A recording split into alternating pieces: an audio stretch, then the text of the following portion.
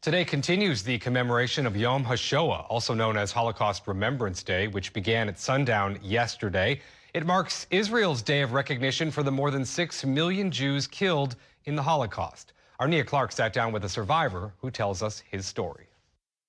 We fled Poland east, and the Nazis caught up with us in Vilna, capital of Lithuania, and I survived as a hidden child, as a Catholic.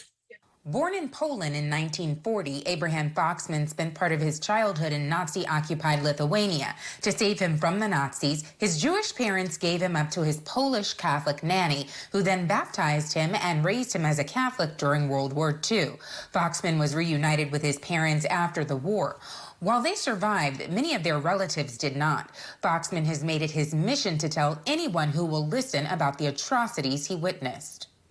General Dwight Eisenhower, he almost prophetically had this sense that there will come generations who will not only not know, but will deny it, will trivialize it. Foxman, who turns 85 in May, became an American lawyer and activist, serving as the national director of the Anti-Defamation League for nearly 30 years. He's part of an important but dwindling population of Holocaust survivors who've lived this long to tell their stories.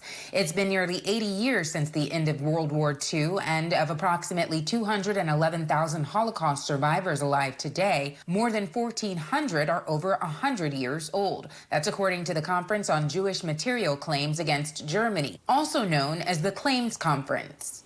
A new report by the Claims Conference shows that nearly 50% of all Holocaust survivors will pass away in the next 60 years. 70% will pass away within a decade. In 15 years, 90% will be gone. It's obviously very upsetting, but what it really means for the community is this is the time to get to know a survivor, to listen to their stories, to hear what it was like at the time the world that was destroyed, and most importantly, what that means for today. While sharing their stories can be extremely difficult for Holocaust survivors and can even re-traumatize them, Claims Conference Executive Vice President Greg Schneider says this is necessary so that the worst parts of human history are not repeated. 6 million Jews were murdered for no reason, absolutely no reason. They weren't guilty of anything other than being Jewish.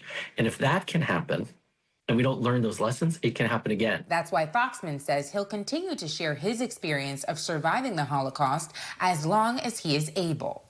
Elie Wiesel, the great spokesman of the survivors, once said, if you do not remember him, if you forget the victims, then it's like killing them again. Nia Clark, New York 1.